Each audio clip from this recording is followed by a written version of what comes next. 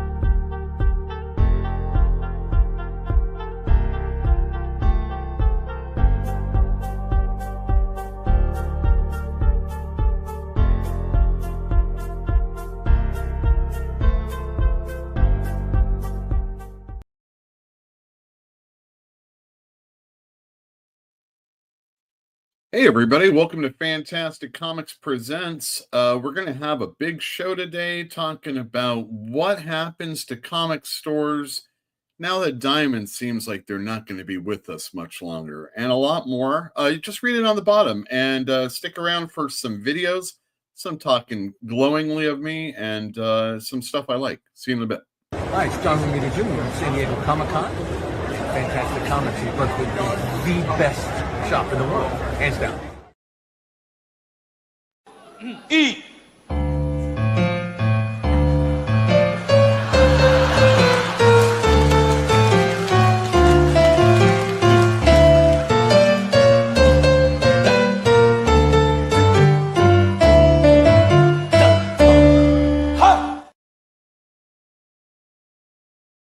This week's Inside Story. Alan Alda, not such a nice guy, says an unnamed close friend. The man is a pig, a vicious pig. He has no scruples and he'll s*** his friends in a minute. And I should know. I'm a close personal friend of his. One of the few he has left. You know, I tried to tell him nobody likes a sarcastic wimp. But he insisted on driving off his friends with his brutal behavior. If he doesn't change his ways, I'll tell you, he's going to end up a lonely, bitter man. Well, I got to get going. He invited me to a party at his house. And I don't want you calling him a sissy. This guy's a fruit. And a... No, wait, queer. That's what you like to be called, right? Well, that or John. This is about as tolerant as Dad gets, so you should be flattered. Great. Well, Homer, I won your respect, and all I had to do was save your life. Now, if every gay man could just do the same, you'd be set. Amen to that. Have you even heard him sing? He made me sing last night. And if I were straight, I'd make you high-five me right now. You are letting your judgment be completely clouded by lust. Yes, thank you. See, Robert, Saul gets it. Look, this isn't about me anymore. That dunce cannot be Sky. Robert, I hear you, but I feel like you're not even considering Stevie's badonkadonk. Is sex the only thing that matters to you? I love you. I want to believe that. So when do you say we shut off that light and get close, huh? Ow. Yeah, you like that, don't you, bitch? Aaron Sparrow here. You may know me as the writer of Darkwing Duck, or Death Rage, or the upcoming Kneel Before Doomface. And I just want to go ahead and tell you right now that Fantastic Comics is the greatest comic shop to ever exist in the history of this universe or any other universe. You have been most worthy prey, Mr. Sampson. But now I must adieu. Wait, dude! What about Batman? You call yourself a Batman fan? He would never kill anybody. Seriously, ask yourself, what would Batman do? I have a confession, Hank. I only like the Batman because he has the best villains.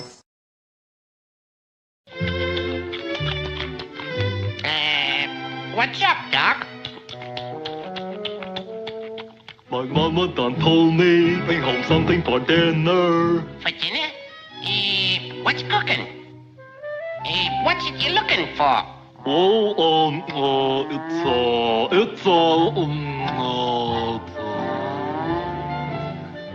don't tell me now, don't tell me.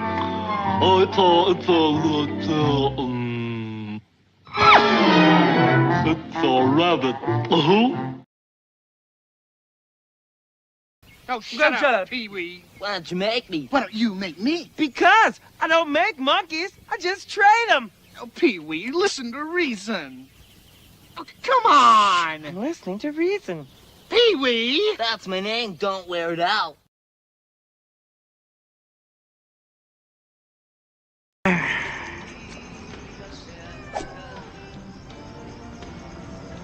Where's your robe, Ignacio? It was stinky, but these are my recreation clothes.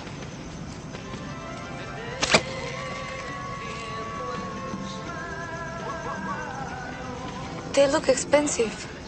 Thank you. I mean, yes, they may have the appearance of riches, but beneath the clothes, we find a man. And beneath the man, we find his nucleus. Why don't you just take her? When you want cattle, you take the cattle. When you want food, you take the food. When you want a woman, you just take the woman. Why don't you just take her? Jefe, you do not understand women. You cannot force open the petals of a flower. When the flower is ready, it opens itself up to you. When do you think Carmen will open up her flower to you? Tonight, or I will kill her. I thought if Casanova and Ienzer had nothing to say to each other, he'd get bored. Go away. Instead, he uses it as a chance to put his testicles all over me. His what? How you say, octopus, testicles. No, tentacles. NT. Tentacles. Tentacles. There's a big difference.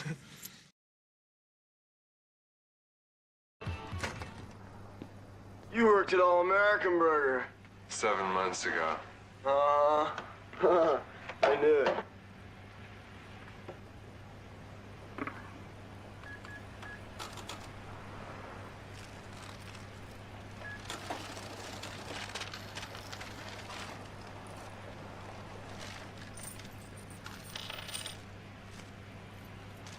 Why don't you get a job, Spicoli? What for? You need money.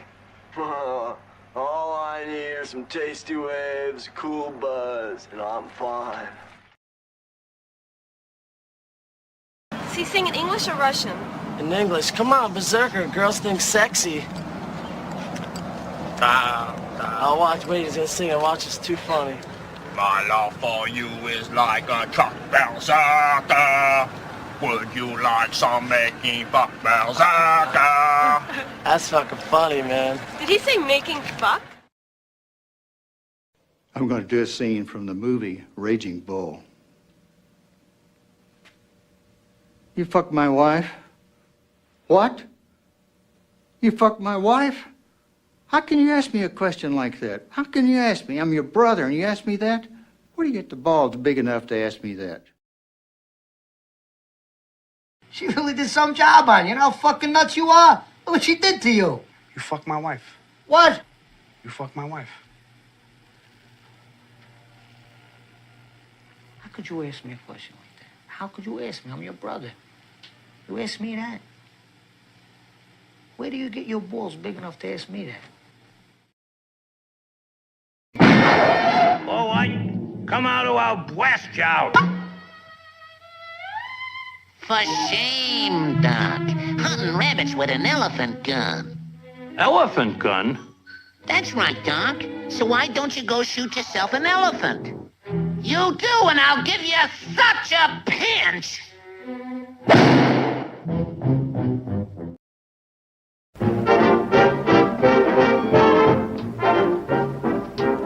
We're going to start our volleys. We hope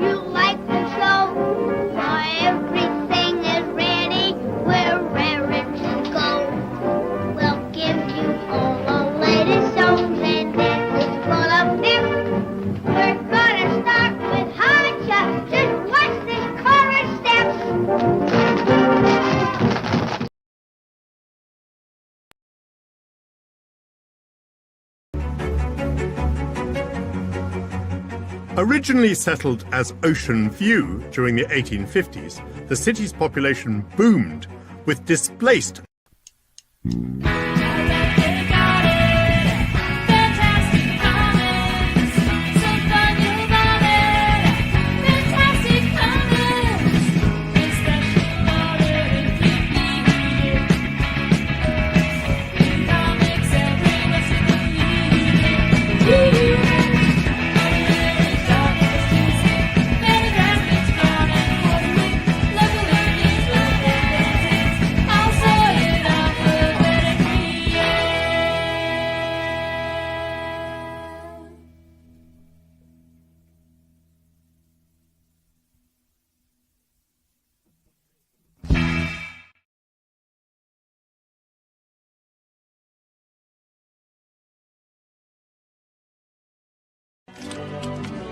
But in my own way, I am king. Hail to the king, baby.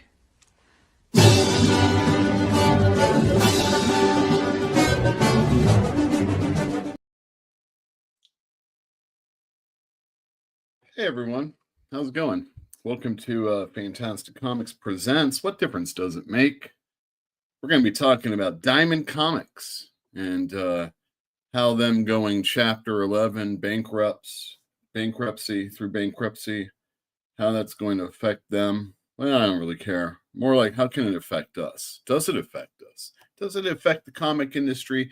They weren't really distributing a whole lot of things, but if you aren't paying attention, there might be a few things that you have dug that have not necessarily been exclusive through Diamond, but when it comes to the floppies,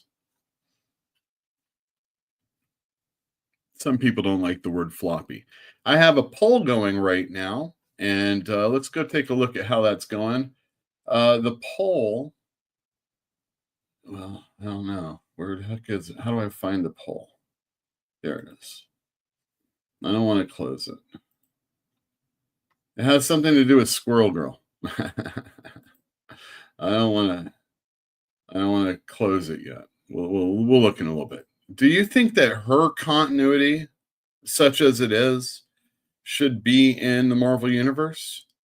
And if we're going to get rid of some, maybe, I mean, this isn't in the question, but if we're going to get rid of some, we have to get rid of all of it, right? It's got to be what would the Supreme Court, how would that go? Yeah, so Squirrel Girl. She has fantastic. I should have come up with some things to like talk about. Well, it was broached to me today that, oh hey, she beat Galactus, because we were talking about the Fantastic Four movie. She's beat Thanos a couple times. She's also been a nanny, an au pair, if you will, for Power Man and Jessica Jones over at the Avengers when Brian Michael Bendis was writing it. They had a kid. They have a kid. Some people really like that stuff. So if we're going to get rid of some of that silly stuff, also maybe think about some of the times there have been silly things going on. Maybe not in Marvel, but over at DC, we had the Justice League with Keith Giffen.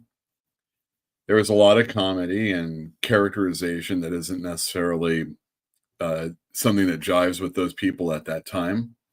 And maybe it was so ingrained that you can't get away from it. Why did they shoot Ted Kord?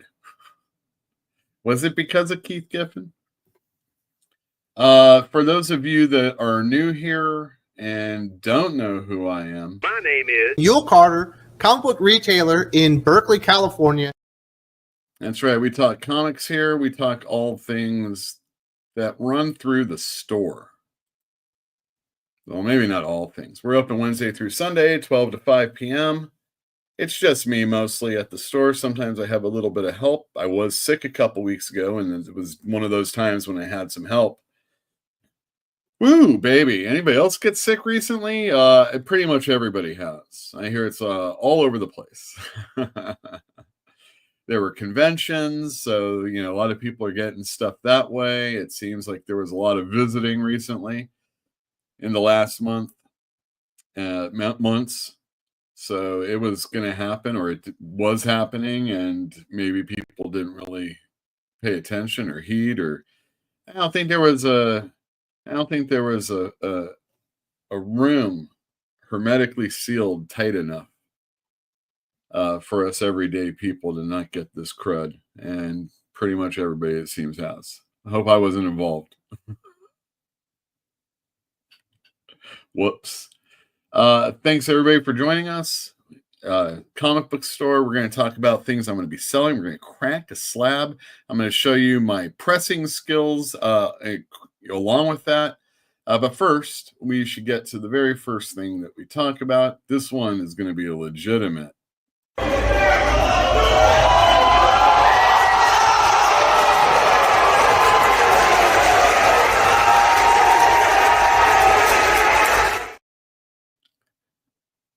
My cousin visited, and I really wasn't watching any of the product. There was no main event, PLE or anything like that going on that was special, so that I could like take time out.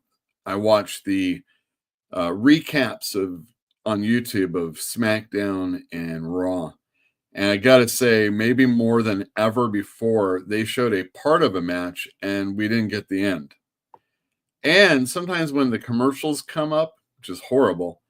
It's like they had the whole, well, not the whole, but they had this big conversation between somebody and somebody. Seth Rollins, CM Punk, whatever. And oh no, it was Jey Uso was coming out, and then Gunther attacked him, and they cut that in half for a commercial, and I was like, whoa, this is a real stupid. Got to get this whole AI commercial thing working better, I think. Sorry, I try and get monetized sometimes so that, my videos can be seen. The last one did really well, so maybe changing the title that way was a good way to go. And I was sort of on topic also. All right, into wrestling. Things happen. I pretty much told you everything I know. There's going to be Elimination Chamber, and over the course of time, there are going to be people entering it. Drew McIntyre this week for the men, and Alexa Bliss for the women. Is Alexa Bliss kind of like Charlotte Flair, like the mini version? Because she's coming back and is going to get put over to a certain level. And it's pretty much the same thing for Charlotte, who showed up to go against Tiffany Stratton. And holy cow, her makeup really was angular, and I know that people were talking about her face getting worked on, and the way Charlotte is, but I didn't think I really noticed it at the Royal Rumble. But on this episode of SmackDown, she looked a different person. Like, I didn't know who Tiffany Stratton was talking with. Also, Tiffany Stratton's really got to cool it with the lips. I mean, who am I to talk? And that's your Wrestling Minute. I mean, I don't want to like insult anybody, but Tiffany's lips are ridiculous. I mean, I don't know what's pumped up more. Do I need to finish that? Come on into the comic store. We're selling things pretty well. I hear a lot of things about the industry not doing so great as far as comic book sales, and the things people like, they still very much like. And they are selling, there's those things sell in my store. It allows me to have other things that maybe don't sell as well, try different things. But for the most part,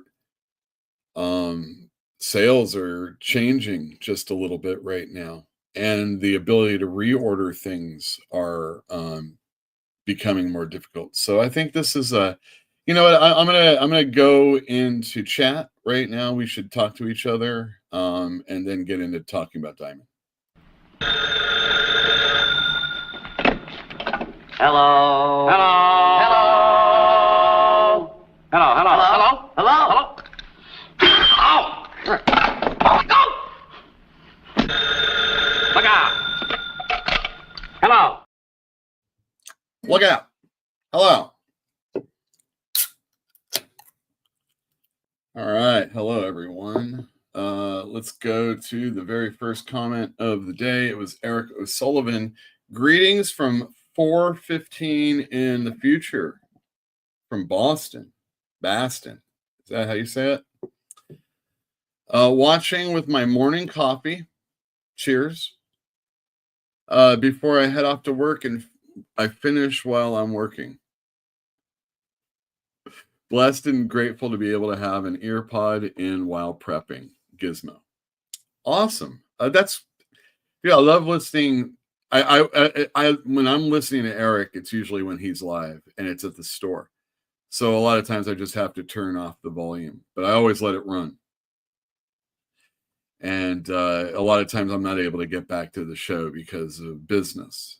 He does things on Wednesdays and Sundays, or Sundays only. It's sometimes he can take breaks also. It's okay. Fantinuum, yo. I think Diamond, you know what? On top of that, I got to change this for the YouTubes. But recently these are my things that I've been really into. Let me see. Yule's faves. I added a ton of stuff, and it's not all YouTube. All right, yo. I think Diamond's bankruptcy will positively affect comic stores. It sends a clear message about the consequences of crap service. I guess their crap service, so to speak, was to toe the line as far as not distributing stuff.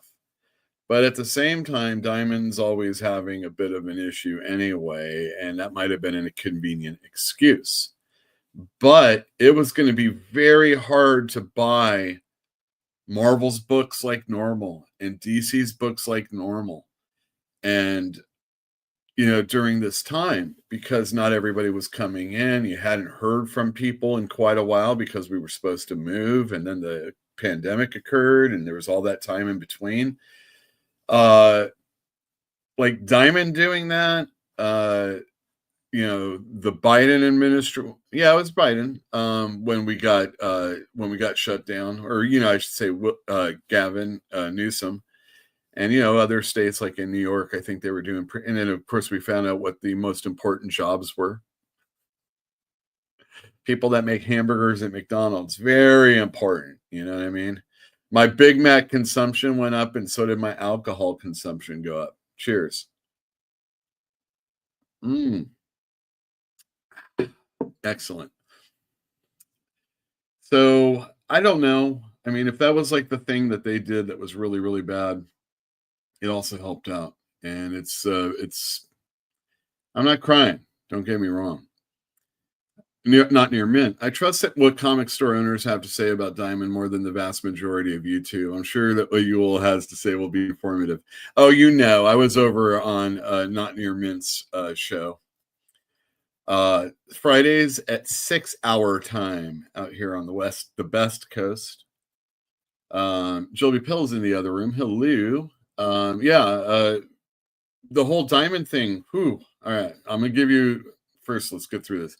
Dwayne, greetings. Spider Guy. Sparrow said IDW was dead, but they switched to Penguin. They've been switched to Penguin. And most recently, they showed yet another quarter of loss. And for a company that needs investors to put money into them like IDW, and when most of their material are things that they don't own and have to pay license fees for, and I hear they don't pay creators all that great, and maybe that Scott Snyder imprint didn't do so great. Was that them or was that Dark Horse? I can't remember. But, every company has something like that, and it's a bit of a gamble. IDW is, I know they got the G. Willow Wilson book I really like, Hunger in the Dusk. But IDW's been treading water for a long time, and you wonder about a company like this. Like, what's their name? What do they own? What is it worth? If it was for sale and you could buy it, how much would you pay? Would you pay $5 for the IDW name? I mean, seriously. Like, when you think about all the things IDW did, what do you think about? Maybe their Transformer line, maybe their G.I. Joe line. What else did they do? They did Star Wars. These are all things they don't own. They do Star Trek right now. They don't own that. That Star Trek could go back to Marvel or DC or, heaven forbid, Skybound and Robert Kirkman. We're going to make Star Trek cool. It's been cool.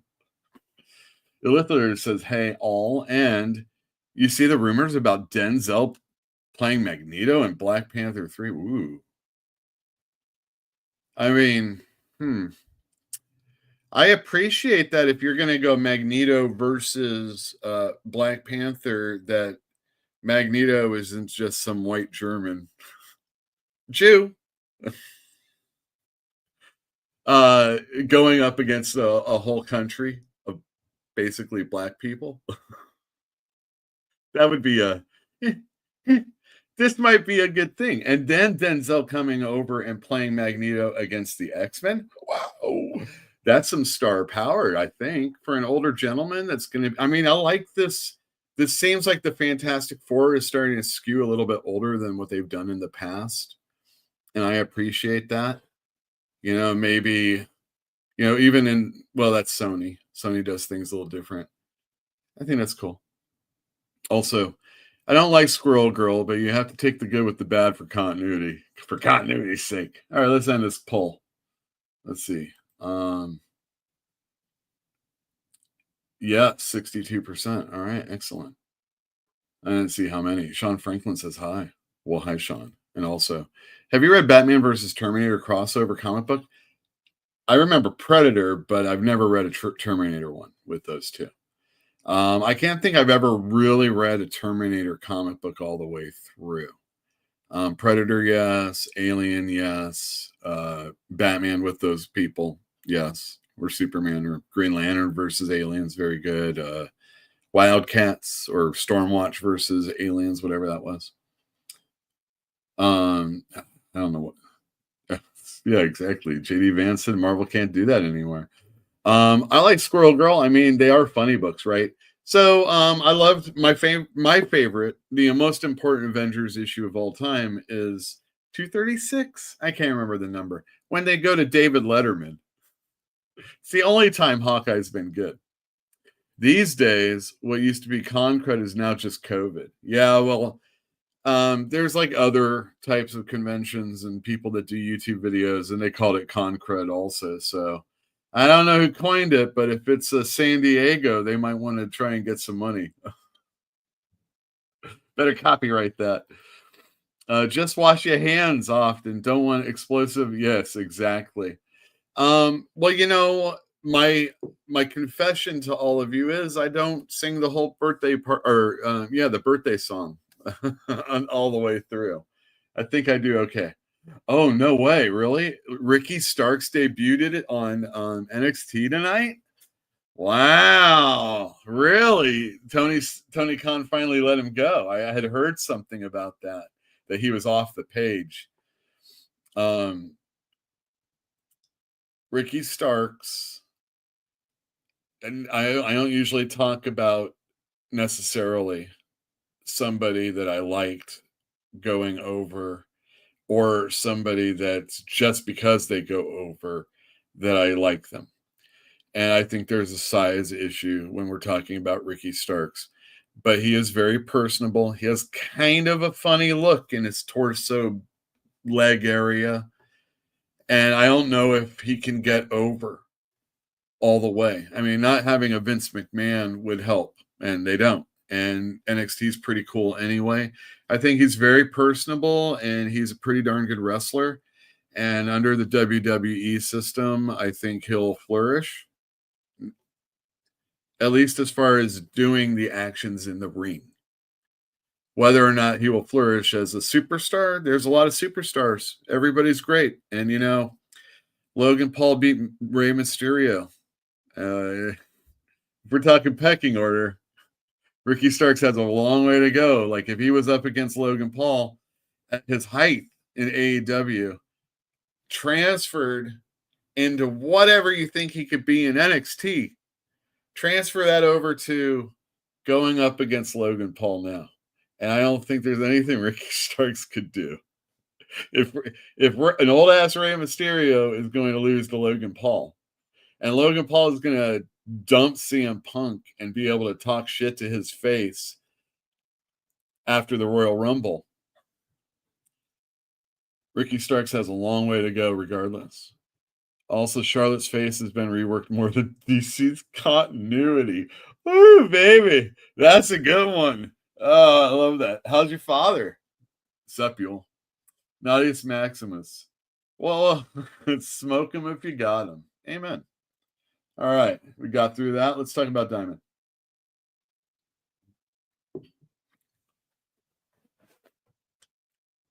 I don't usually tell secrets, okay? And I don't know if this is necessarily a secret, but I don't get into nuts and bolts too often. And not because I think I can't say it in a way that isn't boring or damning or anything like that. It's hard to like tell you numbers because you want to glow about you want to shine up, make those ones that you really like, very good, and then you hear numbers at other stores and it's totally different and you're like, what's wrong with me? I've never said to anybody, I mean, maybe during like COVID, that's when the Patreon really started rolling. And, when we were asking for help. But it wasn't like, a GoFundMe and it's like, if you want to, and, there's not a comic book coming out. And some people have maintained and they have shifted and made bigger and smaller and bigger. And left and come back. Thanks everybody. You're awesome. I know like coming in and buying comics isn't a necessity, but you also value the fact that there's a store that's been around since 2011 in some way. And although we had to downsize the way we did, we're still, serving a ton of people comic books in Berkeley and probably could do a little bit more if I really reached out.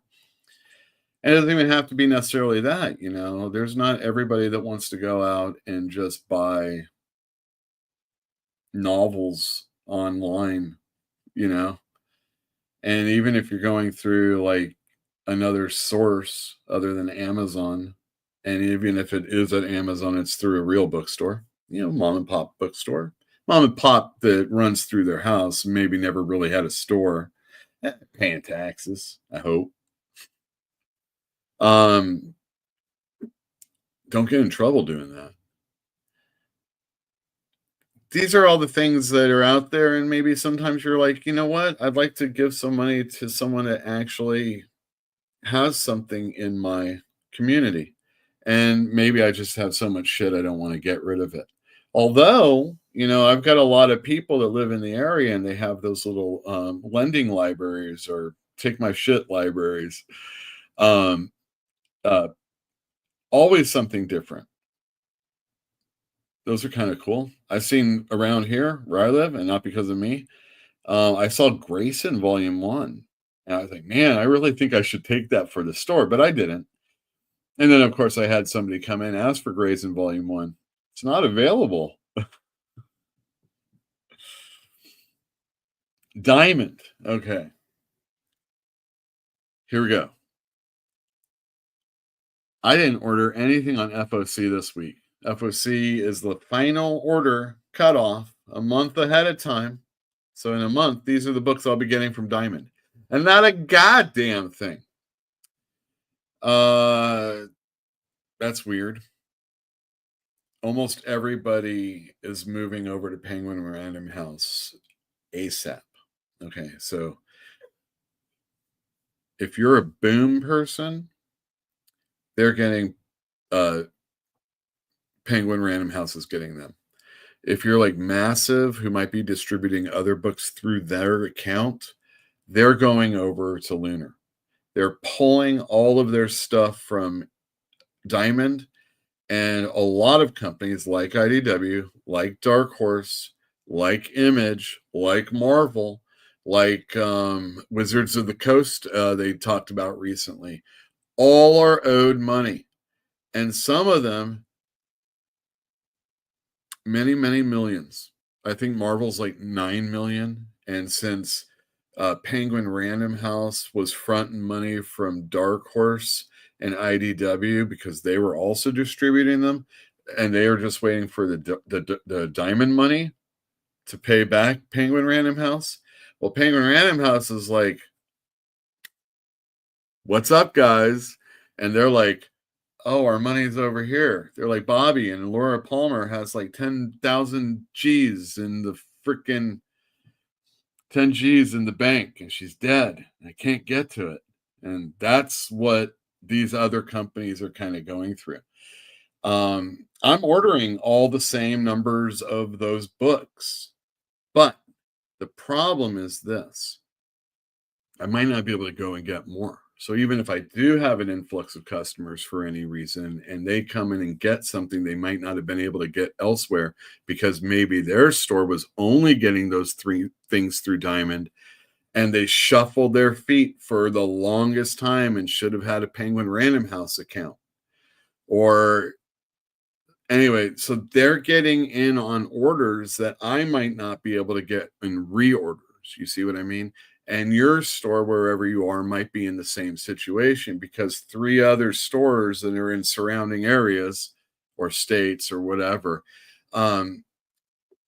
they might have had some old timer that was running the thing, and they were like, screw DC Comics anyway for doing what they did Diamond. I'm not going to carry them anymore, which means they weren't carrying Image, or they were carrying Image, but at a worse rate, and Marvel at a worse rate, and IDW and Dark Horse at a worse rate, plus shipping, because they wouldn't go over to the other places.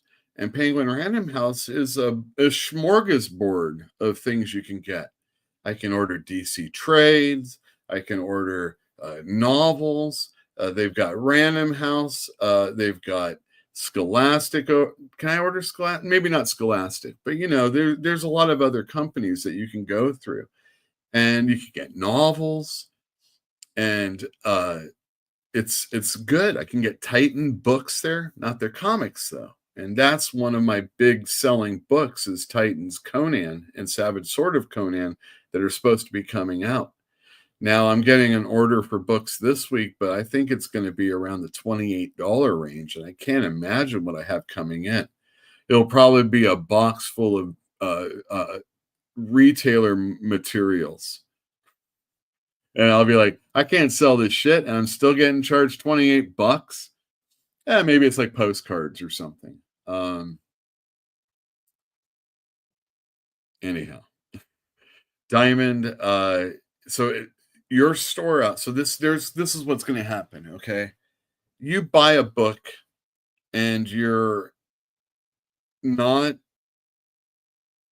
a poll customer for it. Or let's say you were a poll customer, but you did it through Comics Hub, which was going through Diamond and Diamond's POS that they put out there or whatever it is. And I'm not involved with Comics Hub. It's a good way to find out about things that are coming out, but it's not always, for sure. And there was something about someone ordering something and me not being the person to take the message that I have to sell it. That was kind of weird, I felt.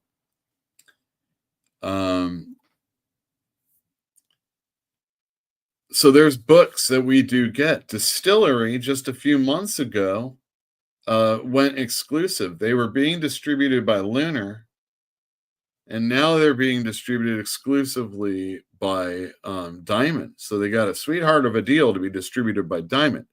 These are magazine-sized books, comic books. And now when Diamond's finally like, man, I can't distribute and make money, and Distillery is like, well, we'll just go with that massive situation over at Lunar. Well, if you do it that way, you can hide on in that way. But do you think Lunar wants to deal with them again? I mean, it's bad enough Image does magazine books, but do we really need these Distillery books for some, stupid, let's make stupid IP comic books so that, startup company that probably is going nowhere. Oh, they might make a movie out of one of them, but I'm going to show you an Image book that's coming out, and it's right here on the bottom. Things that I like: Blood Squad 7, Death of Copra. We're taking everyone down with us. Now that's a comic book.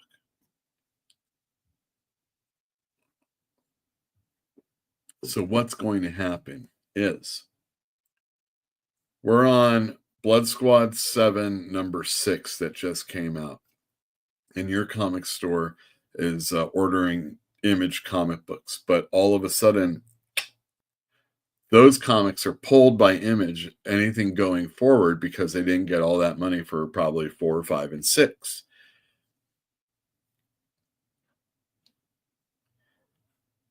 So you're left hanging. So you move over to exclusivity over at Lunar. No big deal. They're still being distributed by Lunar. But now you got to get all these other people to come on over to Lunar if they weren't already to get that book. I know Blood Squad 7 ain't that biggest seller, but it should be. It should be. Okay. There's another problem with it. So all these people are going to have to come on over. There's going to be a run on that comic book. If you aren't a hold customer for Blood Squad 7, number 7, oh man, it's going to be a great issue. Number 8, number 9, there might be a little bit of a hole. And these might be some books that might become a little bit more exclusive and harder to get and very rare. I'm just saying, watch out. And obviously, it doesn't have to be Blood Squad 7. It could be somebody that was getting Marvel comic books over at Diamond. And now, even if it was only 100, 200, or 300 issues that were being sold over at Diamond, it's now 300, 200, 100 extra orders for these books as close to public or printing as possible, or maybe in reorder form. So even as they're getting so I didn't order a book. I'm stupid. What was I thinking? I have to reorder it. They might be put at the front of the list for some reorders, so they'll be able to get the 100, 200, 300, 3,000. So maybe there's, maybe there's 1,000 extra printed, and they're only going to take, 300 of those.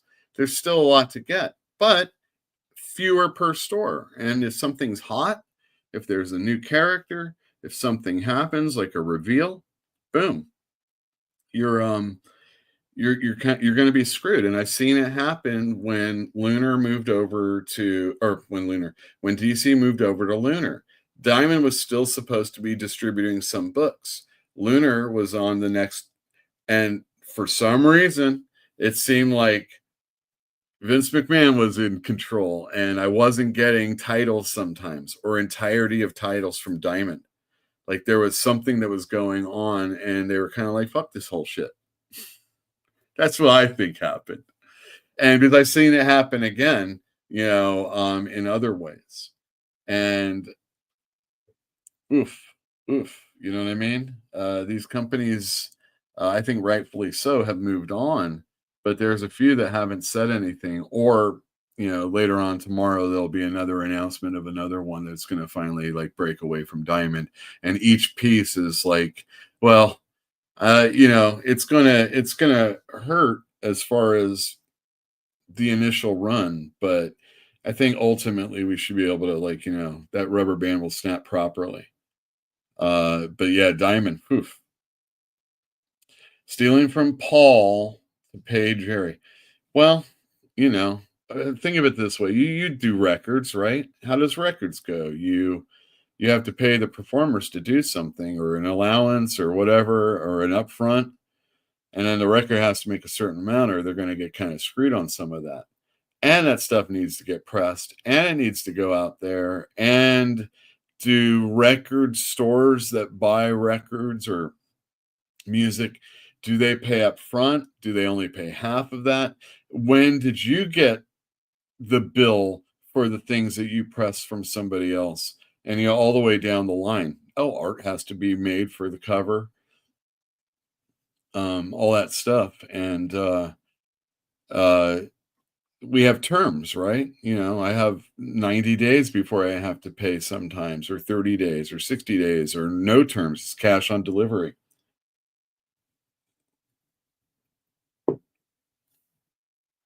I mean, cash on delivery is great, but when you do cash on delivery and your shit doesn't sell, it's like I had no allowances. I mean, I didn't know people weren't gonna like we'll talk about comics in a sec. Diamond. Yeah, that's right.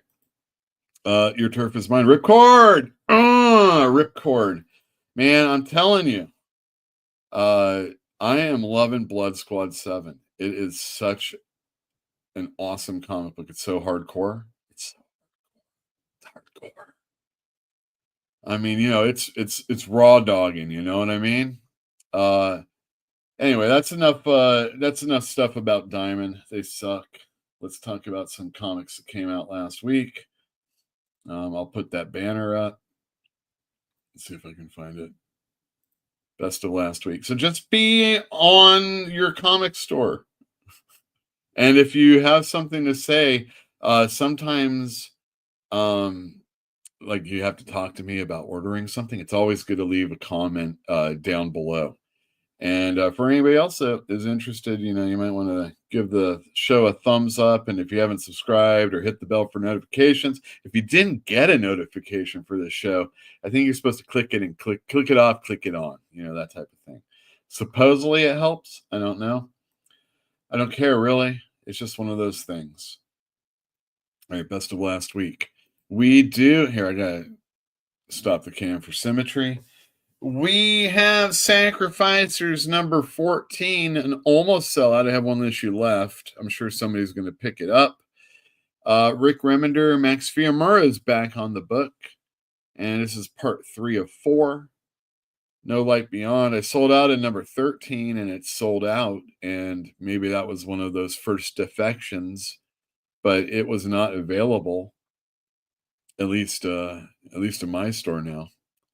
So, yeah, Sacrificers is a real good series. I like it a lot. Art's beautiful. Even when Fiumura is not on it, it's still very good. Batman number 157 was a sellout. There's a little bit of a caveat on that one. Batman, I was shorted a couple copies by Lunar, and I'm sure I'll be getting them back in as long as all of that Diamond stuff I was talking about doesn't affect it. Also, we're going to start paying attention in the upcoming months how our distributors deal with the influx of people that are going to be coming for their products.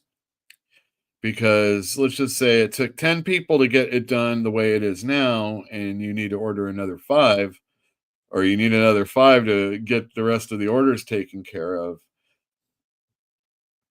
Do you need to, how do you house that?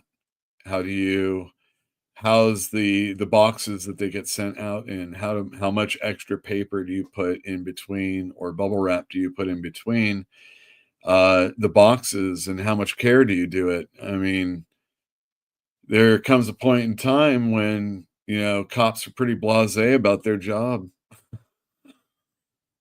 and we're asking people to shove comics in a box. You know what I mean? Absolute Superman number 4 is still a very good seller. I hear people don't like it as much as the other 3, the other 2 books that are out. Absolute Batman, Absolute Wonder Woman is the seller in the store as far as people telling me they like it. Maybe not as far as sales are concerned, because Batman's Batman. Coming in at number 2, we have Avengers 23, the only book that I read of these bunch. I enjoy it. I like this. I do not usually enjoy a little heist movie, program, comic book, but it's fun, dumb fun for the Avengers, and it also includes Black Cat. And you're like, why would the Black Cat be here? But this answers it in typical Kang flashback fashion. I mean, it's Kang's involved. And I thought it was a really good issue. This Karami guy, Farik, I think, or something like that, is very, very good. And I think he was on Those Savage Shores, which was the Ram V book for Oh, I don't know. Vault.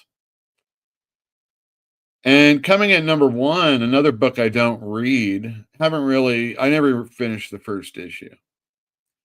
And I hear people on the internet say how not good it is. But people are jumping on, and I'm having to reorder, and up my orders for Ultimates number 9, which was a sellout. I hope I can get more in. We'll find out tomorrow, everybody. Yeah, Ultimates number 9 was the best of last week. Let me know in the comments or chat if you get Ultimates, if you've read Ultimates, and how you're liking it, because all I ever hear is how yucky it is. Oh, I forgot that. Jeez, hold on a second. All right. All I hear about is how not good it is outside of my store. I must have a bunch of idiots that come in picking this up, but as they're reading that, like as they're enjoying Ultimate Spider-Man and getting caught up, like one person said, "Oh, I finally just read issue number 12." I mean, what can I say? It took me a week after Christmas, or to read issue number 12, and I'm like, man, I really kind of blew it. But then I read 13 immediately, and people then read 13 immediately, having read 12, and getting caught up. But as they're getting caught up in that, they're buying Ultimate X-Men. And as they're getting caught up in that, they're buying Black Panther, Ultimates, and Wolverine was a sellout. Those are some pretty popular books. And yeah, there you go. So way to go, everybody. Ultimates is the big one of the day. All right, let me try and bring these pictures up. Oh damn, I didn't push my button. Let me do that for y'all. Nobody needs to hear that. It's probably just a game. Pokemon. I think we want to take a look at the winners of last week's spin. I said I was going to do a spin, but I got home a little too late to get all the names together. We're going to be doing Transformers 12 hopefully next week. The winner from number 11 this week was this dude right here. Look at him holding that Transformers comic. There's Gizmo and some other dork. And the winner of the Godzilla, well, I was able to hand deliver this one, or at least force it on the individual who had no idea that they were in the running for it whatsoever. Cerise, if you take a look, she has a Christmas tree still up. They blame it on the cats because the cats love it. If they still have a house in the next month and that tree's around, I don't know. I think they need to start thinking about getting rid of it. But notice up on the treetop is not an angel, not a Santa Claus, not a Halo, not a Jesus, but a Mothra. So who better? I mean, y'all were here. You saw. This chick loves Godzilla and Gritty. Ugh, jeez.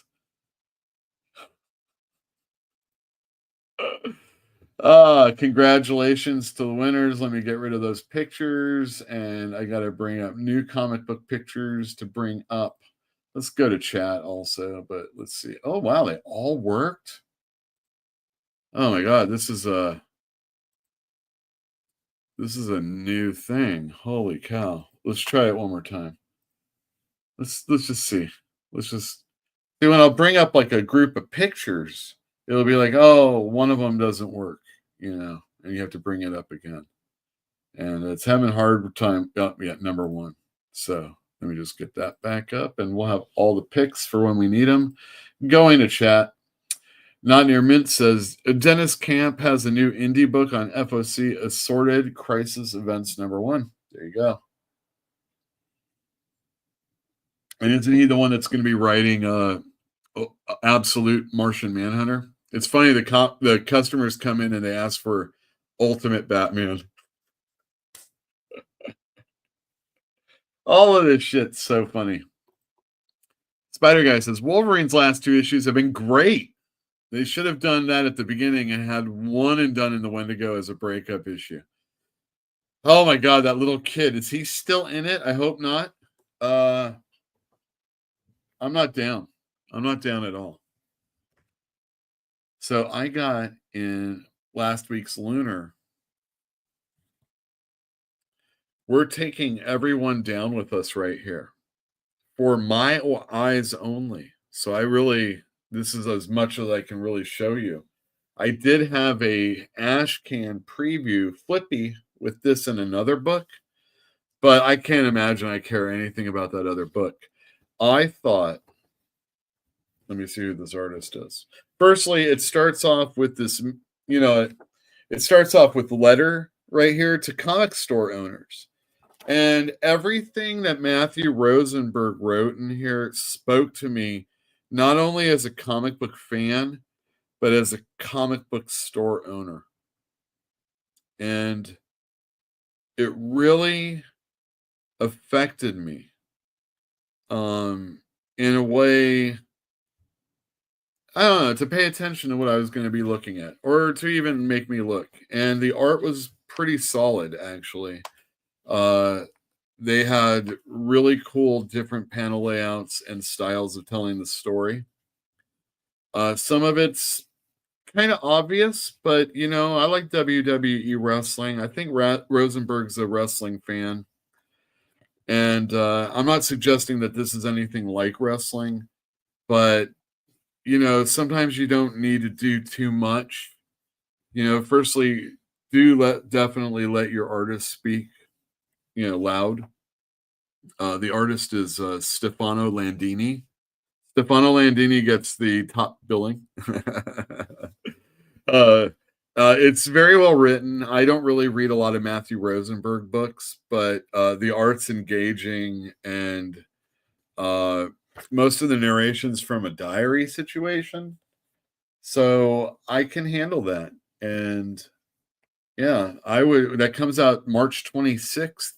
I'm going to order heavy for a Matthew Rosenberg Image comic book. And if you don't get comics for me, I recommend picking this up. Definitely a first issue you're going to want to check out.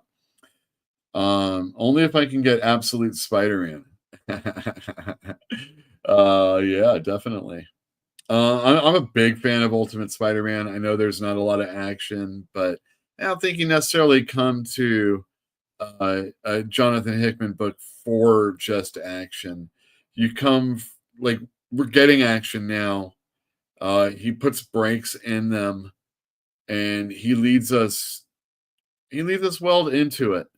It can be overly wordy sometimes, but I like his writing enough to where it's totally worthwhile. Whereas maybe sometimes with Matthew Rosenberg, Absolute Vodka Batman. It's the only way I'm going to drink it. I mean, eat it. I mean, read it. All right. Let's get on the talking about next week's comics or new comic book day. Let's see. Where can I find that? Well, it's just an old run-of-the-mill Wednesday. The calendar's full of them. That's right. Calendar's full of them. Don't forget, you can come in the store 12 to 5 Wednesday through Sunday for all your funny book shopping needs. I even have trades. And then we're going to do Crack and Slab. Oh, damn. We got a lot to do. Okay, very good. Copra, The Death of Copra, number 2 comes out. This is the end of Copra, and it's being published through Image Comics.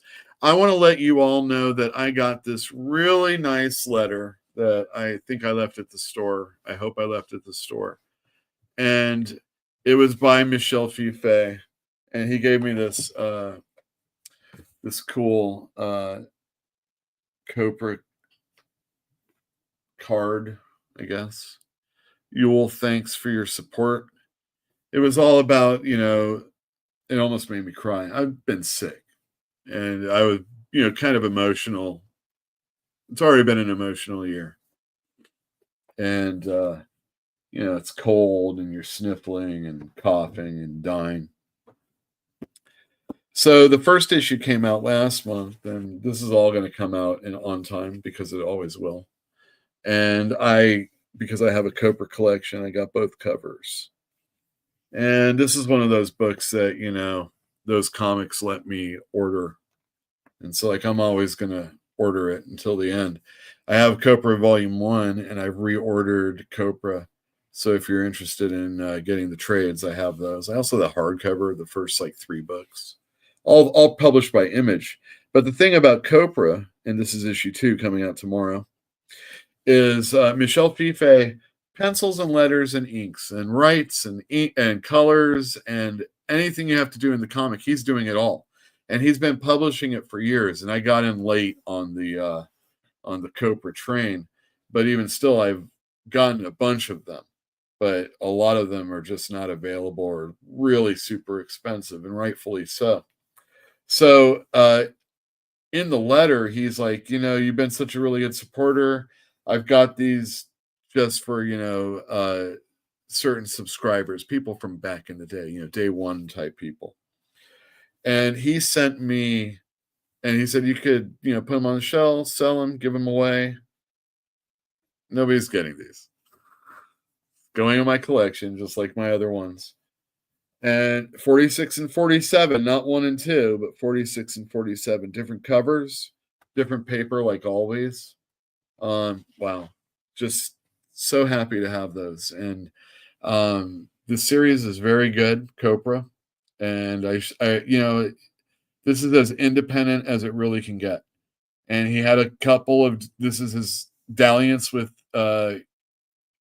Image. He got found by Eric Larson, and Eric Larson had him do backup stories. A lot of different people have done backup stories in Savage Dragon, and basically helped bring him over to Image and get a mini series done through them of Copra. So there were certain issues that were only through Image, and then he went back and published on his own again. And now he's doing this last story for Image, and they're going to be publishing all the time his trades, and it's pretty awesome. That's what Image was really kind of sort of all about. A new book coming out tomorrow through Image is, I'm going to do this. Bug Wars by Jason Aaron and Mahmoud Asrar. And that's a really good artist. And it's only a mini series, so maybe Jason Aaron can't fuck it up. I'm sure there'll be an open ending for future issues, but it looks really good. I haven't read it yet. I didn't order super heavy. Take that into consideration, considering Diamond and other stores. Aquaman number 2. I'll tell you, I know the other store still orders Marvel and IDW and stuff from Diamond. Well, at least did. Jeremy Adams writes, and John Timms is the artist. He's a pretty darn good artist. I think there's some digital or something going on, but they don't usually say there's an inker involved. But really, really cool stuff. And maybe, just maybe, people might start digging Aquaman. Lucky Devils number 2 by Charles Soule and Ryan Brown. They did 8 Billion Genies together. Charles Soule did all that Inhuman stuff nobody cares about back in the all-new Marvel days. And he also did Daredevil. And his Daredevil was pretty good. I liked it quite a bit. I didn't finish it all, but I think he does a good job. And 8 Billion Genies did well for us. That was pretty much during the COVID era. And Lucky Devils number 1 sold out. I had to get the second print, which I do have a copy or 2. I didn't order heavy on it just like before, but it's a reprint. And number 2 comes out. So come in and get it. Transformers number 17. Well, I'm not going to say come in and get it as quick as possible, but I do those wheel spins to see if somebody could possibly win a 1 in 50 variant.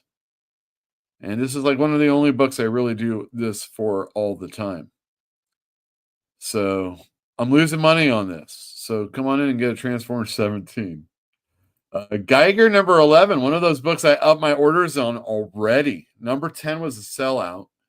There was a second print, but I was able to get more of number 10 before it wasn't available, so I didn't order heavy on those.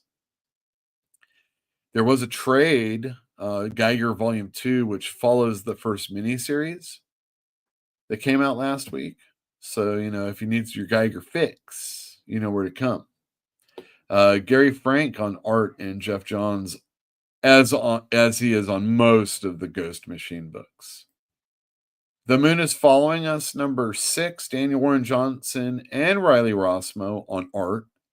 They both do art chores, but when it's in the fun land, it's Riley Rossmo artwork. But it works, and I'm a fan of his anyway, and I think people are just a little too hard on him.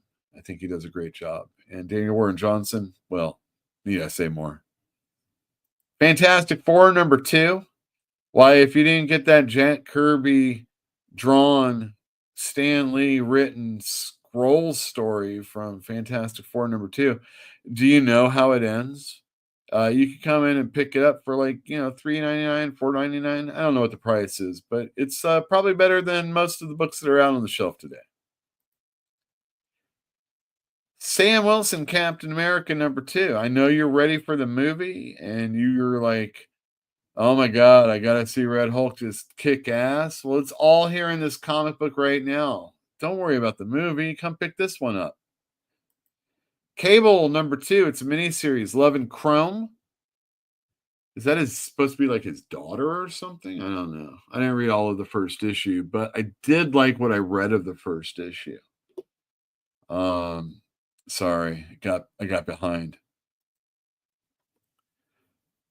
Amazing Spider-Man number 129, another facsimile. Gil Kane, right? Is that him on the cover? But we got Ross Andrew on the interiors. Jerry Conway writing. The right wing militia superhero's favorite character, favorite superhero, the Punisher. Cops from all sorts of places. Favorite superhero, Punisher, up against Spider-Man. A guy whose skin could probably, really seriously, let's be real, take a bullet. I mean, I know lifting doesn't necessarily, you'd think, right? You know what I mean? Green Lantern Corps, number 1. Jeremy Adams has done such a great job with Green Lantern that they need another book. Fernando Passarin is on art. I think that Morgan Hampton's probably an artist also. There's enough characters. I like how Jessica Cruz has stepped up. I don't see Simon back. Oh, there he is all the way in the back, but I don't remember seeing him doing anything recently. I'd like to see him come up to the front a little bit more. We got Kyle. It's just the Green Lantern Corps. It's a new Green Lantern Corps too. I mean, look how diverse it is. Nah, it's good. Deadpool Wolverine number 2. Benjamin Percy and Joshua Cassara. It's Deadpool and Wolverine, and I'm sure it's going to be mildly violent. You know what wasn't really all that violent and not deserving of the explicit black bag that they put in the comic books in these days? I hate to say this, but there was that Daredevil that Erica Schultz, I guess, wrote. And they needed like 2 artists on it because there was like a hell sequence. And although there were some like body parts, I mean, it wasn't anything worse than like the last few seasons of CSI that we're watching, the Ted Danson episodes. It's like, I didn't know they allowed this on TV. But that was in the comic book, and it really didn't shock me at all. And the cursing. You remember when Marvel Max allowed cursing? this thing's in a bag and it says it's explicit, and there's like almost nothing explicit in that comic book whatsoever. Oh, totally a letdown. And that's my review of Daredevil something and something in a bag. Oh, I've just hurt sales. Immortal Thor number 20. Oh, his final adventure begins here. Oh, that's cool. He's immortal. Magic number 2. I don't know anything about this other than J. Scott Campbell did this cover. Batman, Dark Patterns. Hayden Sherman. I think that's the guy who does Absolute Wonder Woman. I can't remember who writes, and I would have to take my banner down, and I'm just feeling pretty lazy right now. It's Dan Waters. I was going to say, like having to do another Batman, but it does sell well, though, so. One World Under Doom. Marvel's early year first big event of the year. X-Men Manhunt's coming up soon, but that's not as big as One World Under Doom. Ryan North this is crazy. Okay.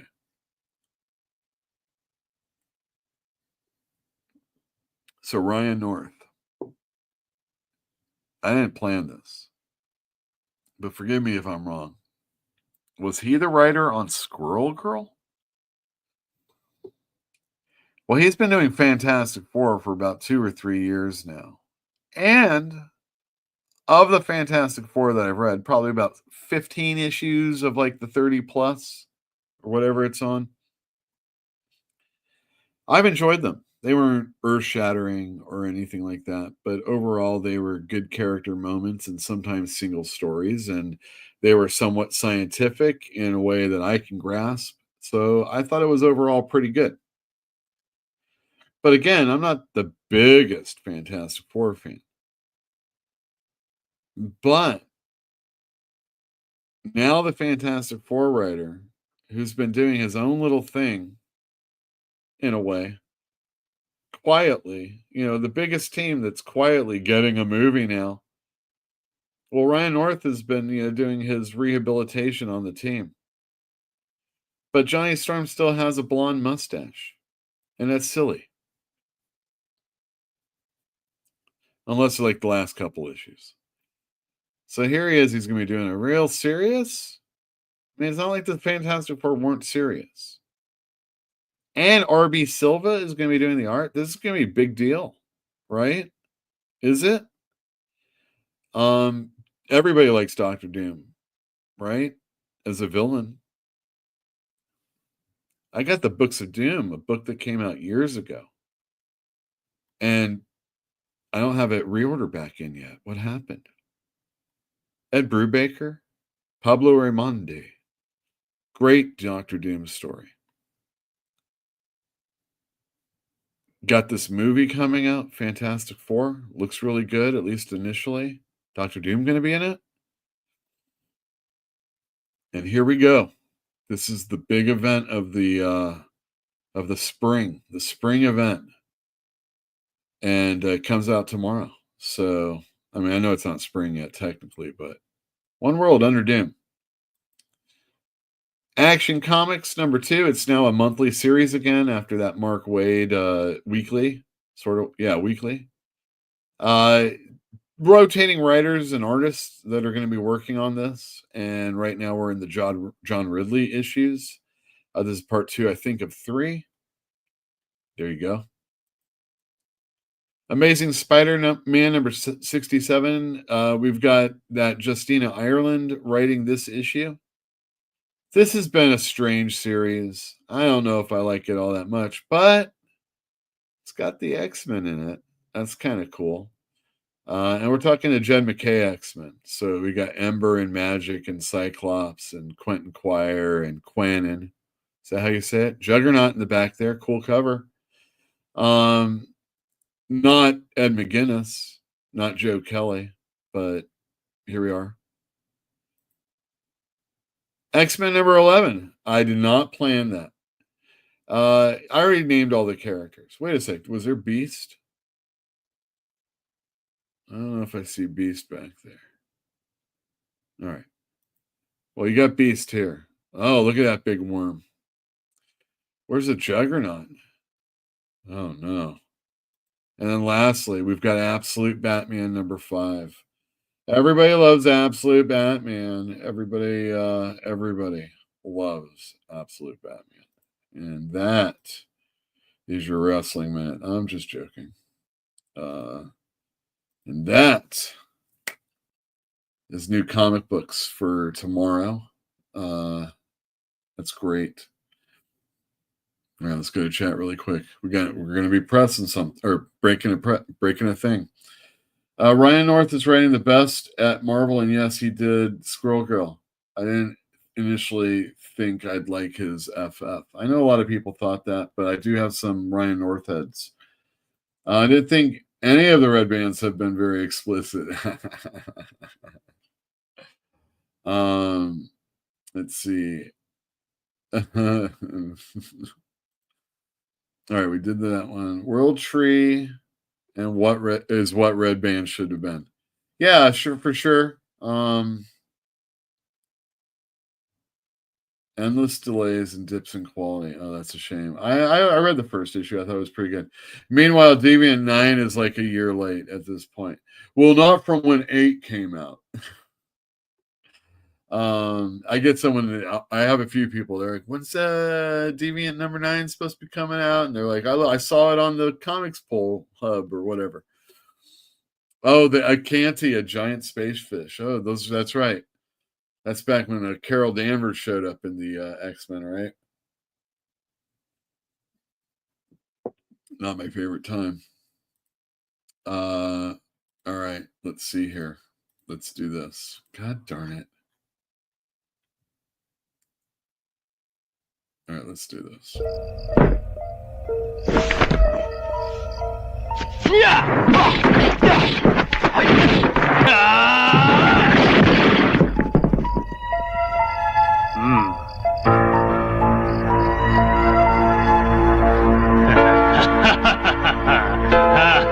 Good.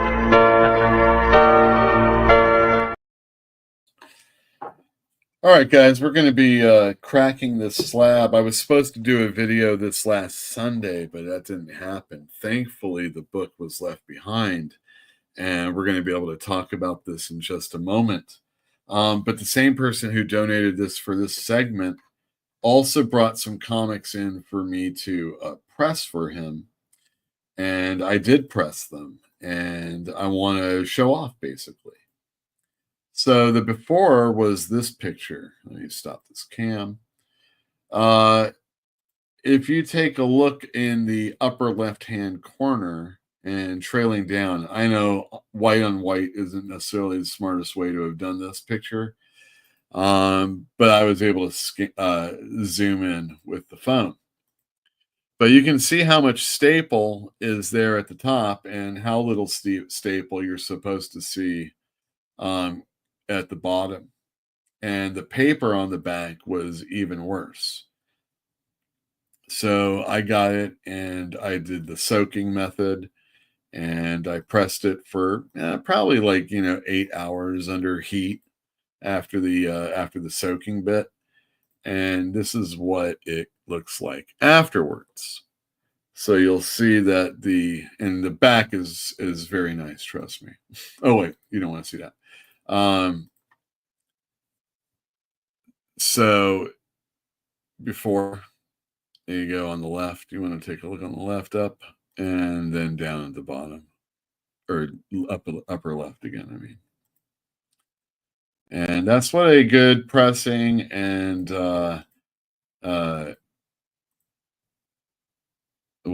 spine roll, taking care of spine roll can do for you. You can probably at times bump up grades depending on what the severity of the book is. I did notice somebody saying something in a chat room that concerning CGC and grading, it behooves them because of the reholdering and the I don't like this. So what normally happens is I take it out, I press it, I send it back in, and hopefully it gets to it fast enough. Whatever I've changed hasn't affected, has changed. Our boy here really loves Bill Everett, and he does some work on the inside of this comic. So the likelihood is that this one's actually going to be taking, not only are we going to be cracking it, it's going to be taken out so that it can be opened up and read. And if I'm not mistaken, the person who owns this email said that there's like 5 copies of it. And what we're looking at right here is Menace number 9. And this is a CGC 4.5 restored copy. And the reason why it's restored, the right edge is trimmed. So right here, what happens is, and I don't know if this was necessarily in the Marvel chipping days, but this will chip, or there'll be damage. Maybe there was a rat bite or something that didn't get too deep into the book. Probably not that, but so they trimmed it and they took away from the book so that it would look better. And this is, it's supposed to be bigger than it is. So that's understandable. But chances are, though, it doesn't affect the story at all. You still get, the 10 cents. You still get the star here. And all that junk that people want to see. This is a Gene Colan cover, by the way. Speaking of Daredevil and other stuff like Doctor Strange that he did back in the day. He did stuff back in the day. And his art style is quite different also. But it's Bill Everett for the most part. John Forte and Joe Manili do work on it also. And we're going to crack this open because screw reholderings, screw CGC, they have their own problems, and it's all very questionable. I don't know. I'm going to just point this down a little bit. You like my shirt? Yeah. So it's just, we got a screwdriver, and the thing is, it's small, but, you can feel the seam where it's supposed to go. And you can see how, this will probably be a tough one, how easy it is to get in there. Now,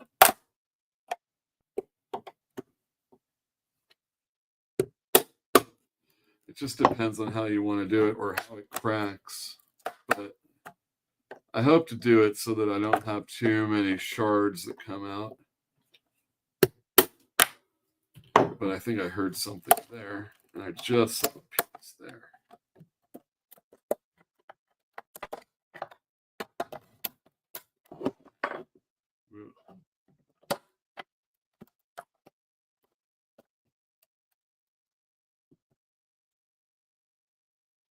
I mean, I guess you would want it that way. It really doesn't matter anyway. Once it's cracked, people don't like it. Oh, that was pretty solid. Let me just go back here.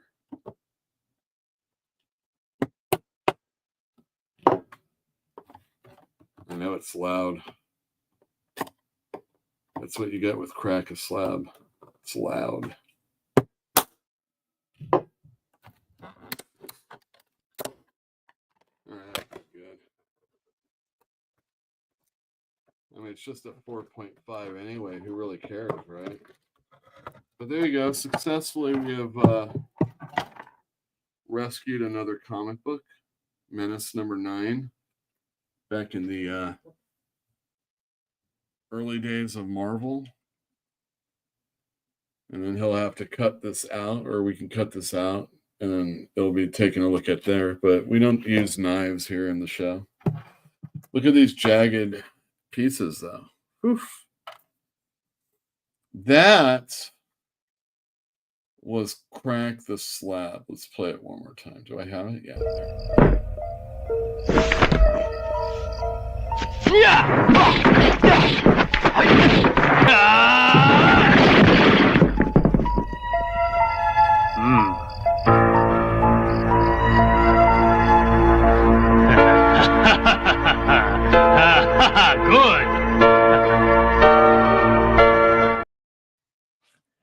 Look, I understand collecting for value. I understand collecting because something looks pretty.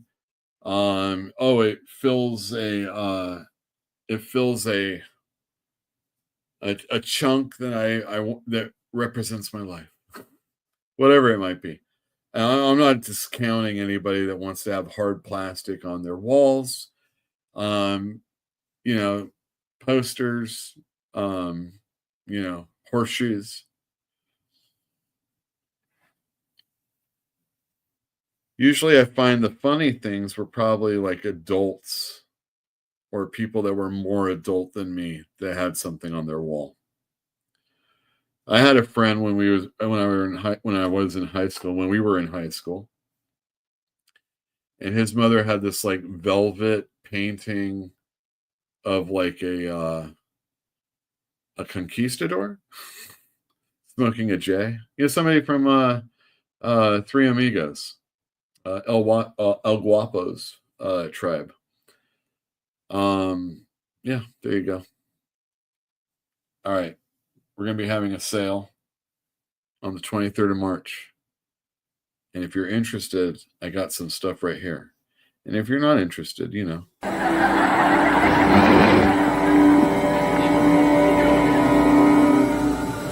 No!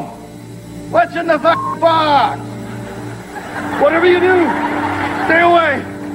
What the is in the box? Hey, Mr. Tambourine Man, play the song. All right. Let's see. I did other pressings this last week. And one of them was, just because I wanted to make this 158 a little bit sharper looking.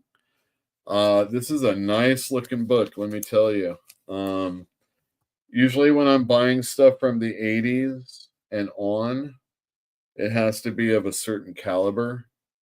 And these pages, my goodness gracious, I've shown you pages of some of these comics, but look how white those are. Look at that. Let me just up against my shirt right there. Look at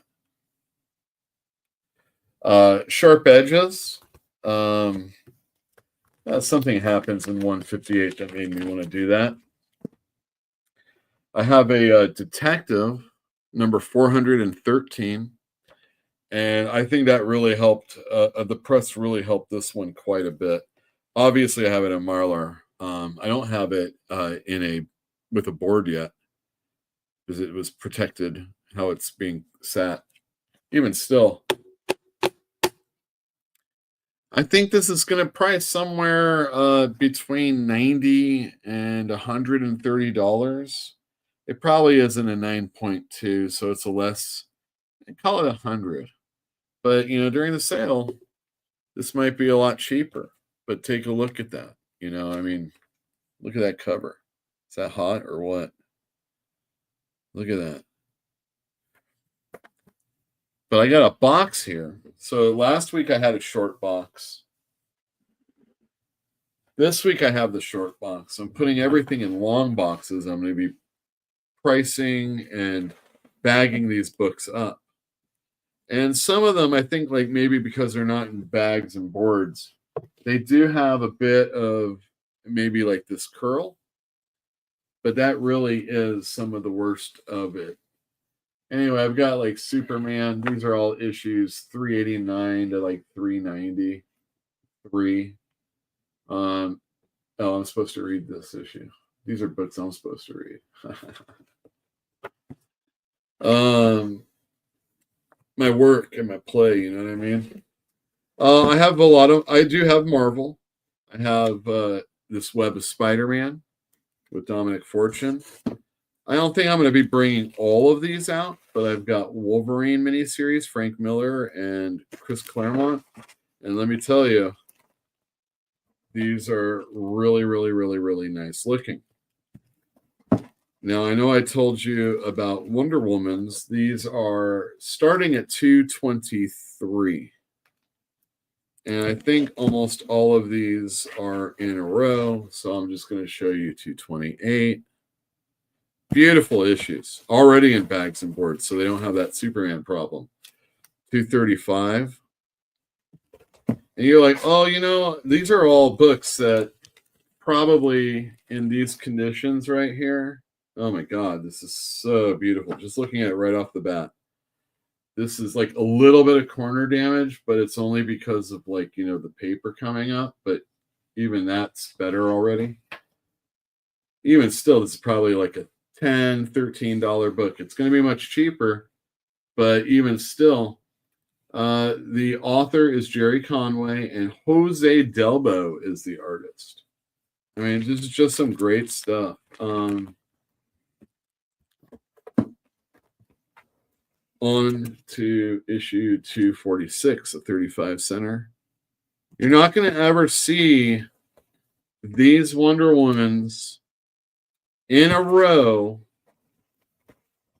ever again entirely, especially, you know, at my store. This is going to be like a one-time event, coming in and being able to get these 40 centers. 240. 268. There's some little bit of gap there, but you see what I mean, though. So many in a row. And saying the same thing for 40-cent Jonah Hexes right here. And they're all in really nice condition, even though they're not in bags and boards right now. And I haven't checked the prices on these, but actually I think I have, but they're not really expensive, but you're not going to see them looking as good as they look like I have them.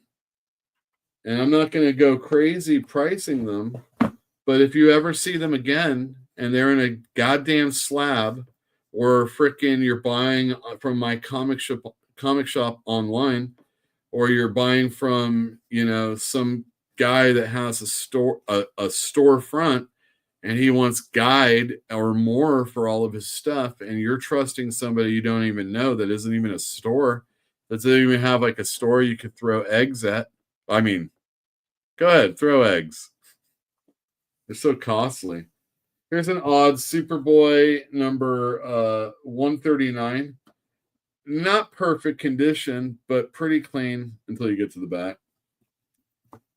We've got Superboy number 1. This is like Schaffenberger, or back in the before the Dean Cain days. Superboy anniversary.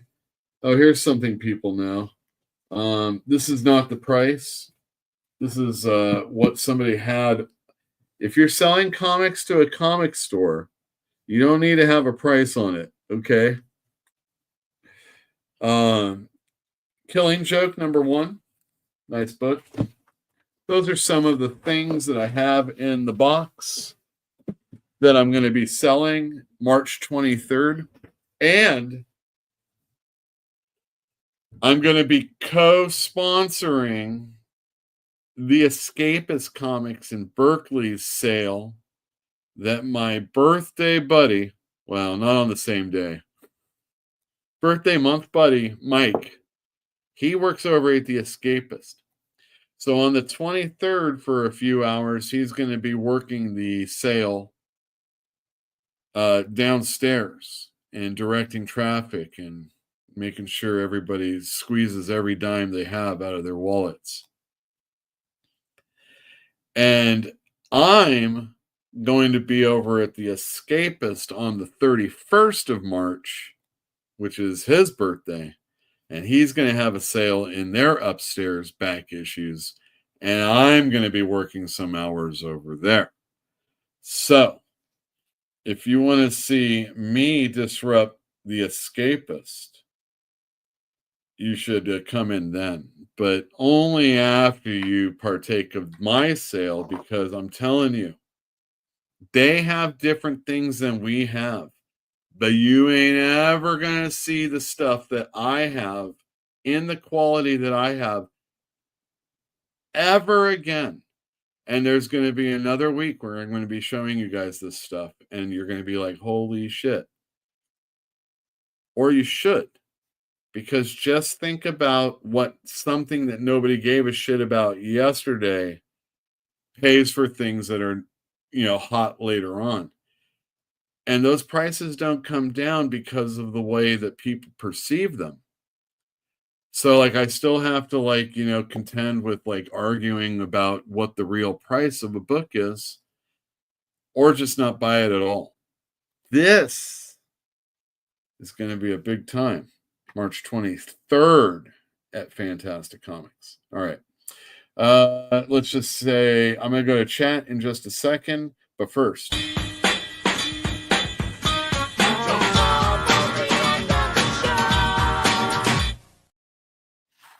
I know you're like, Yule, what were those books that you have that you didn't read yet?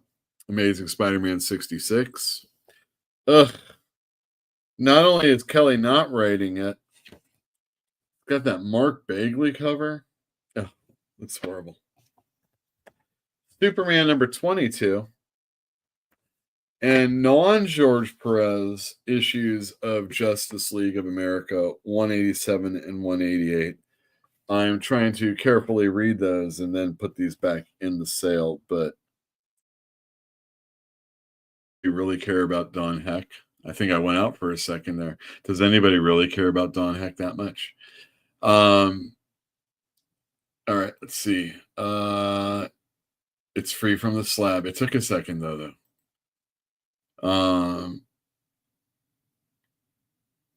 Oh, the wrap looks damn near linear compared to the spine roll before. Great job. Thank you very much. I like pressing. It's fun, but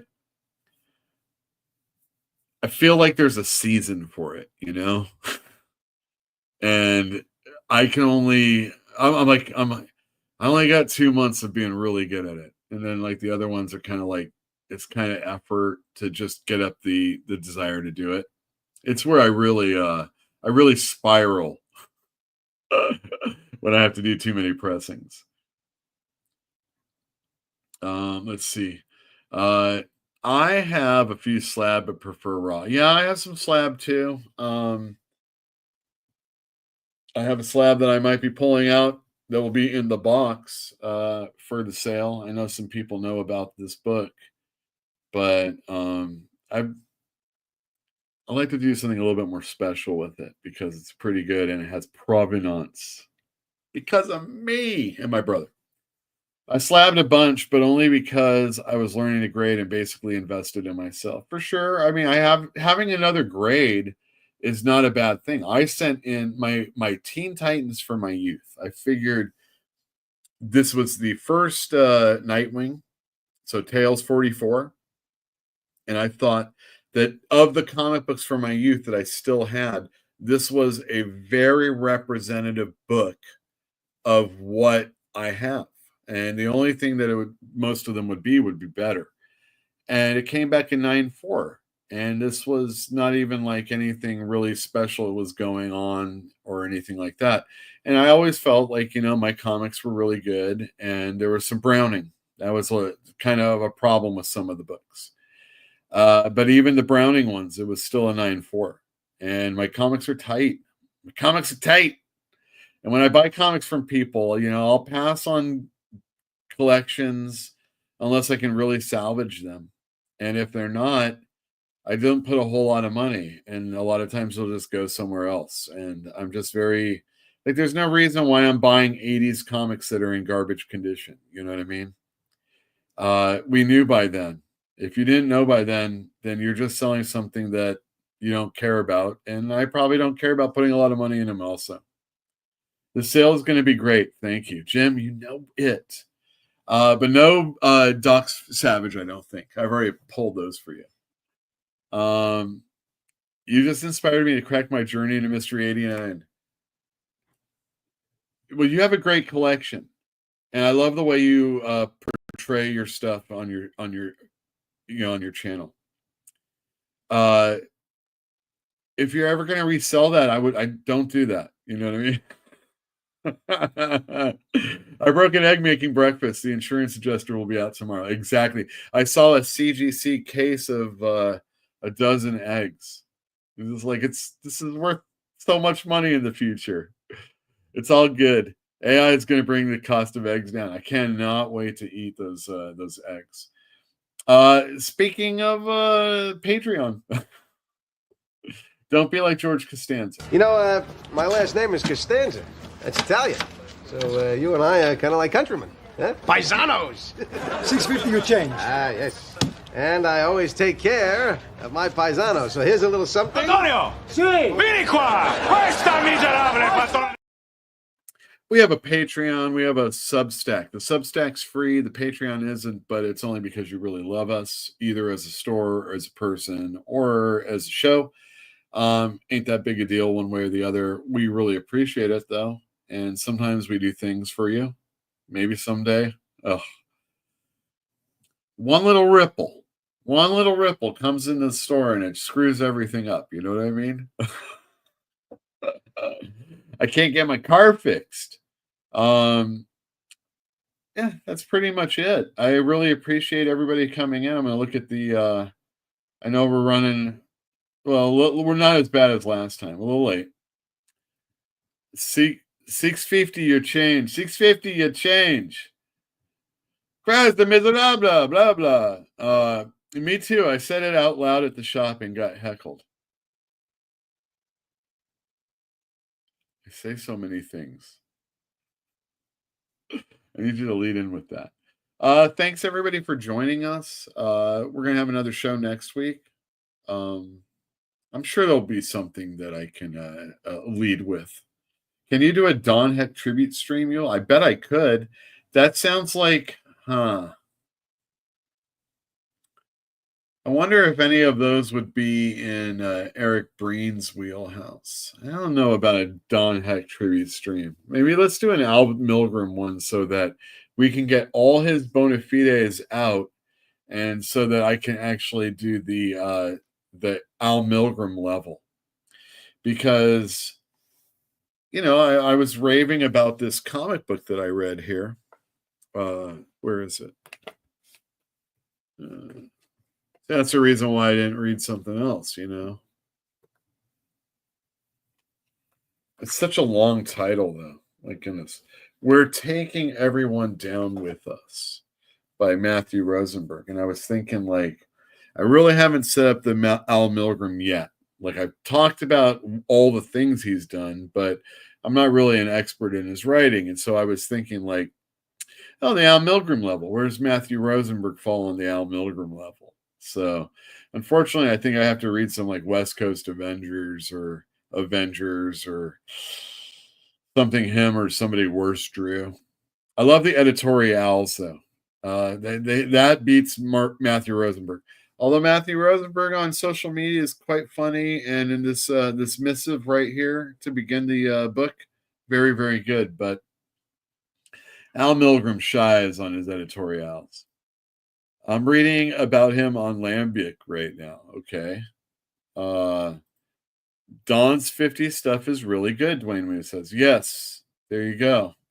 Hey, I like Don Heck. My favorite flashes are the 40 Cent era. Carrie Bates writing and Don Heck doing the art. And it was like, holy cow. I must, it's something about him like really did it for me then. But it was probably like the nothing really special kind of thing. I don't know. A tribute to the stock cover artist that did the most work. Well, that's my point. Are we talking about Alex Ross? Designed by Tony Stark, but not Iron Man, right? That Jack Kirby. He has to go and pencil everything first. How's your father? I hope you didn't badmouth Herb Trimpe either. Well, not today. You know, the thing is like all the things that aren't Herb Trimpe, like that aren't the Hulk. I guess when like Mary Severin is inking him, it's a little bit different. But when it's like the environment and like, you know, all those pictures with like the jungle landscape and the Hulk really small in it and big mountains and things like that. There were times when Herb Trimpe was like quite good. And then there was like all of the rest of the 70s and the rest of the 80s and 90s. You know what I mean? Don inked by Wood and Romita on Avengers. Well, I mean, I would hope to look pretty good right then. Right? Yeah, there you go. Don Heck did a lot of stuff. I'm more of a Dick Dillon guy. You know, I like those guys that die doing their job. I forget what it was, but you know, I'm sure I'll read it in back issue someday. I mean, he did all of the Justice League basically. Like when he started, he did it till he died. That's pretty amazing. Now it's like 6 issues and I'm out of here. 3 issues and I'm out. You know, maybe I'll come back for an annual or something like that. I just wish they would bring the really good artists, even the older ones, and bring them back for an annual. Like it would be nice to see what maybe John Byrne would do on an annual of the Jed McKay X team. You know, give him a few pointers, tell him, you know, see what story he'd want to do, and just tell him like, okay, well, this character wouldn't do that, and then go from there. And you know, you got a whole year to put that thing out. You have Art Adams do something, Bill Sienkiewicz, Walt Simonson. You know, these writer artists would be the good people to go for also. You know, Green Arrow, you got a Green Arrow series right now. Mike Grill coming back and doing an issue would be really awesome. You know, maybe some of the other people, you know, Judd Winnick did a fairly good post Kevin Smith Green Arrow. You get them come in and do an annual. You know, maybe annuals would sell well. You know, who would you want to get to that did Batman to come back and do Batman? Someone alive, right? Yeah, maybe Grant Morrison. Maybe not Grant Morrison, but Pat Gleason. He's not exclusive to Marvel. He can come over and do a Damian thing or this and that. Also, I think the characters that don't have books should have annuals. And, you know, every year just have one of those annuals come out for someone that, like the Blue Beetle annual. You'll have like, you know, Ted Kord, Blue Beetle, and I'm an Old Man. And then Jaime Reyes. I don't know what his name is. Thank you very much, everybody, for tuning in. See you next week.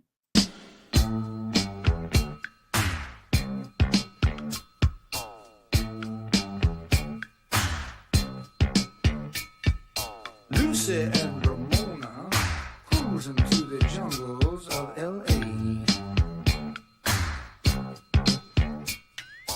Hoping to promote a dream somewhere along the way. They're rolling through the streets, looking for a disco, passing up the treats from a kid named Cisco, trying to make connections with their blemish-free complexions, and just as fate would have it, ended up with Sunset Sam.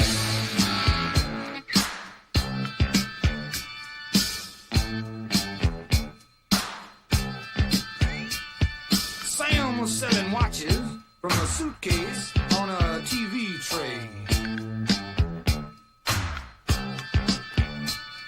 And Lucy and Ramona were trying to figure out if he was gay. The three of them were standing, staring at each other, when the light behind their eyes blew each other's cover. The ancient code was branded, and each of them was handed a ticket to their kingdom, 'cause they saw their brother Sunset Sam.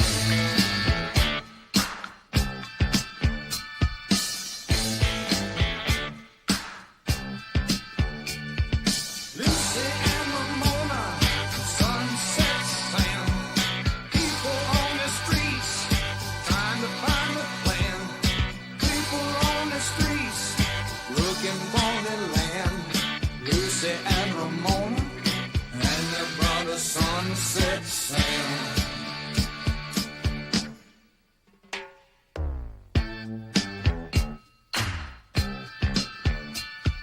Lucy was from Compton, and she met Ramona at the zoo. Ramona was from Brooklyn, but she left when she was 22.